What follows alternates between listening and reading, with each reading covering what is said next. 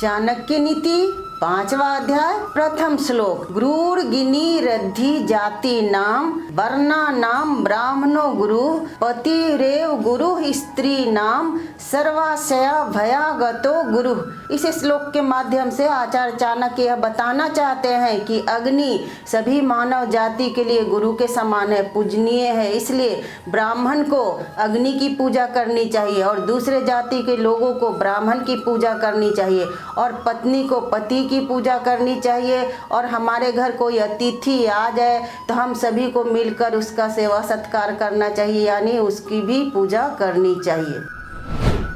चाणक्य नीति 5वां अध्याय दूसरा श्लोक। यथा चतुर्भी कनक पराछयते निघर्षणाम छेद ताप ताड़न तथा चतुर्भी पुरुष परिछयते त्यागेन शीलेन गुणेन कर्मणा। इस श्लोक के माध्यम से आचार्य चाणक्य यह बताना चाहते हैं कि सोने की शुद्धता की जांच परख करने के लिए हम पहले उसे कसौटी के पत्थर पर घिसते हैं, काटते हैं, फिर उसे आग में तपाकर उसे गलाते हैं, फिर पीट पीट कर उसे सही आकार देते हैं, तब उसकी शुद्धता की परख हो जाती है। उसी तरह मनुष्य में त्याग की भावना, शीलवान और उसके गुणों को देखकर तथा उसके काम करने के तरीकों को देखकर हम उसके व्यक्तित्व की जांच परख कर लेते हैं।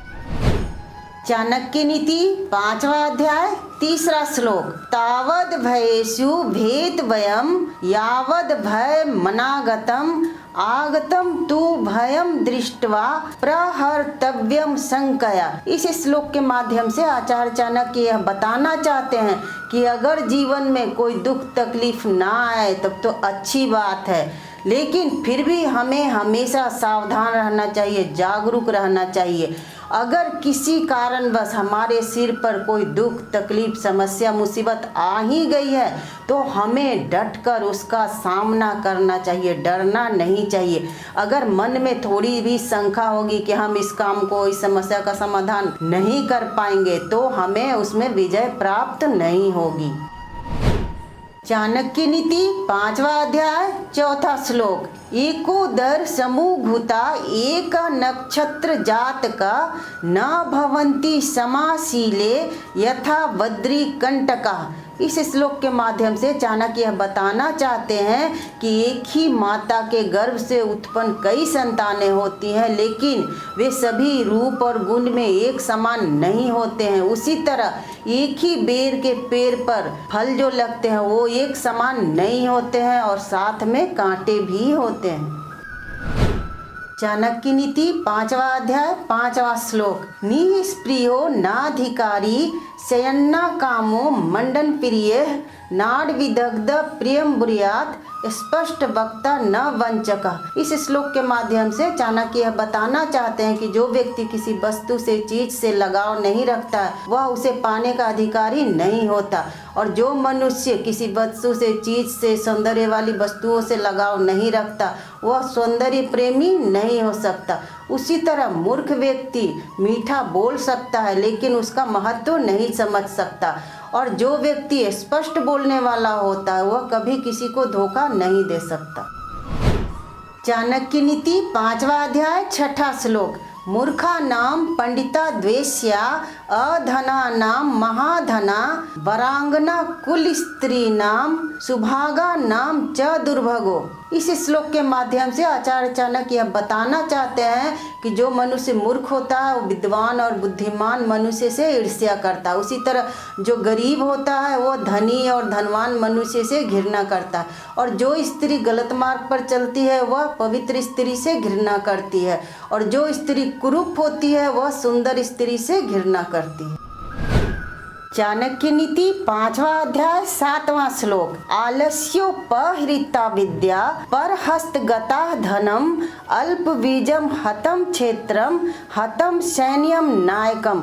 इस श्लोक के माध्यम से चाणक्य यह बताना चाहते हैं कि जो मनुष्य आलसी होता है उसे विद्या प्राप्त नहीं होती है, और जो धन दूसरे के हाथ में चला जाए वो भी नष्ट हो जाता है, वापस नहीं मिलता है, और कम बीज में खेती किया जाए तो खेती भी नष्ट हो जाती है, और जिस सेना का कोई नायक नहीं हो, सेनापति नहीं हो, वो भी नष्ट हो जाते हैं, क्योंकि मार्गदर्शन करने वाला कोई ना हो तो वो युद्ध में मारे जाते हैं। चाणक्य नीति 5वां अध्याय 8वां श्लोक। अभ्यासाद्वर्यते विद्या कूलं शीलेन धार्यते गुणेन ज्ञायते त्वार्यः कोपो नेत्रेण गम्यते।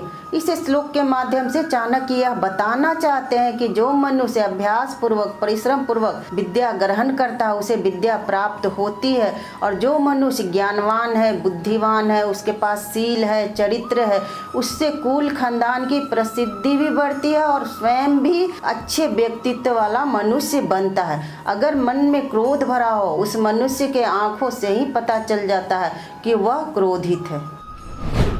चाणक्य नीति 5वां अध्याय 9वां श्लोक। वित्तेन रक्ष्यते धर्मो विद्या योगेन रक्ष्यते मृदुना रक्ष्यते भूप सती स्त्रिया रक्षित गृहम। इस श्लोक के माध्यम से चाणक्य यह बताना चाहते हैं कि धन संपत्ति से धर्म की रक्षा होती है और विद्या की रक्षा योग और साधना द्वारा होती है। उसी तरह राजा की रक्षा कोमलता द्वारा होती है और उत्तम गुणों वाली स्त्री से घर की रक्षा होती है, घर की सुरक्षा होती है।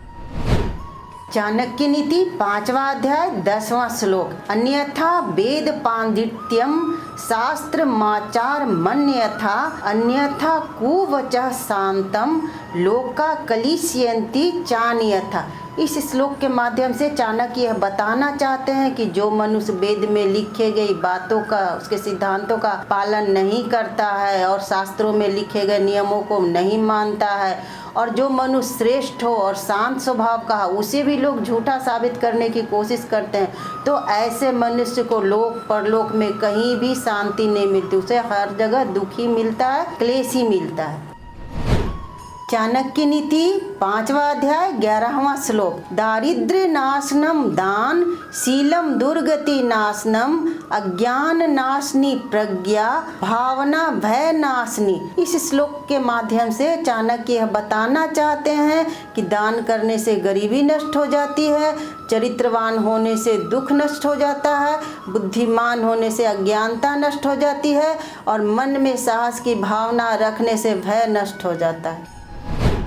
चाणक्य नीति 5वां अध्याय 12वां श्लोक। नास्ति काम समो व्याधिर नास्ति मोह समो रिपु नास्ति कोप समो वहीन नास्ति ज्ञानात् परम सुखम। इस श्लोक के माध्यम से चाणक्य यह बताना चाहते हैं कि मनुष्य में कामेच्छा से भयंकर कोई रोग नहीं होता और मोह माया से बढ़कर हमारा कोई शत्रु नहीं होता और क्रोध की अग्नि से भयंकर कोई अग्नि नहीं होती, लेकिन जब ज्ञान प्राप्त हो जाता है मनुष्य को तो उससे ज़्यादा सुख और कहीं प्राप्त नहीं होता है।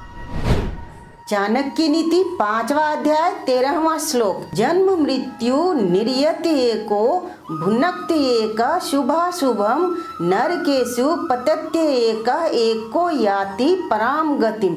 इस श्लोक के माध्यम से चाणक्य यह बताना चाहते हैं कि मनुष्य जीवन में मनुष्य जन्म भी अकेला लेता है, मृत्यु को भी प्राप्त होता है तब भी अकेला होता है, और जीवन में जितने शुभ अशुभ कर्म करता है उसके फल के अनुसार उसका जीवन नरकीय भी हो सकता है, स्वर्ग के समान भी हो सकता है। यानी अच्छे फल मिले तो स्वर्ग के समान जीवन होगा और बुरे फल प्राप्त हुए तो नरक के समान जीवन प्राप्त होगा। इस तरह मनुष्य अंतिम यात्रा करने तक जीवन और मृत्यु के चक्र में फंसा रहता है, यहाँ तक कि वो परम गति को प्राप्त करता है और मोक्ष प्राप्त करता है, तब भी वह अकेला ही होता है।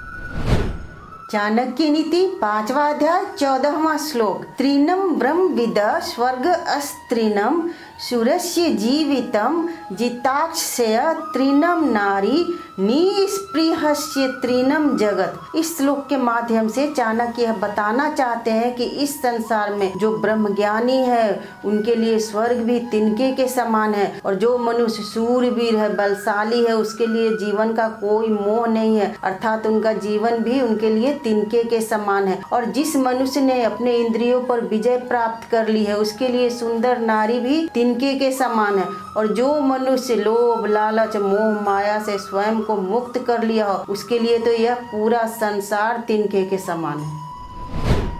चाणक्य नीति 5वां अध्याय 15वां श्लोक। विद्या मित्रम प्रवासेषु भार्या मित्रम गृहेषु च व्याधि तस्यौषधम मित्रम धर्मो मित्रम मृत्यस्य च। इस श्लोक के माध्यम से चाणक्य यह बताना चाहते हैं कि कि जब हम विदेश में होते हैं तो विद्या हमारी मित्र होती है और घर में पत्नी हमारी मित्र होती है।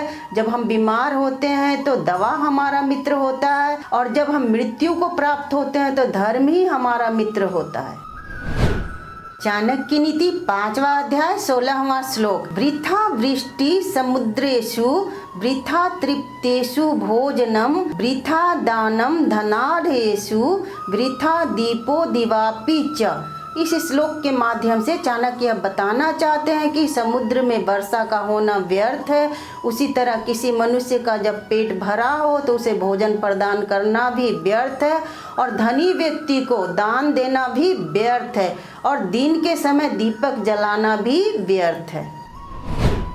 चाणक्य नीति 5वां अध्याय 17वां श्लोक। नास्ति मेघ समम तोयम नास्ति चात्म समम बलम नास्ति चक्षु समम तेजो नास्ति धान्य समम प्रियम। इस श्लोक के माध्यम से चाणक्य बताना चाहते हैं कि वर्षा का जल ही सबसे उत्तम जल होता है, जिससे जड़ चेतन सभी संतुष्ट होते हैं और आत्म बल ही सबसे उत्तम बल होता है और आँखों की रोशनी भी सबसे तेज हो तो वह सबसे दिव्य ज्योति के समान होती है और मनुष्य के लिए अन्न सबसे प्रिय वस्तु है जो भोजन के रूप में हम प्रयोग करते हैं और हमारे जीवन का भी आधार होता है।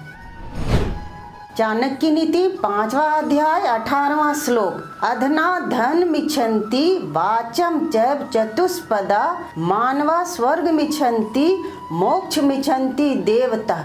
इस श्लोक के माध्यम से चाणक्य यह बताना चाहते हैं कि जो धनहीन है, गरीब है, वो चाहता है कि मुझे धन प्राप्त हो जाए और जो पशु है वो चाहता है कि मुझे बोलने की शक्ति प्राप्त हो जाए और जो मनुष्य है वो चाहता है कि मुझे स्वर्ग प्राप्त हो जाता है, स्वर्ग का ऐश्वर्य प्राप्त हो जाए। लेकिन जो देवता है वो चाहते हैं कि मुझे मोक्ष प्राप्त हो जाए। इस श्लोक से यही समझ में आता है कि मनुष्य के पास जो नहीं होता है उसे पाने की चेष्टा करता है, लेकिन इच्छाओं का तो कोई अंत नहीं है।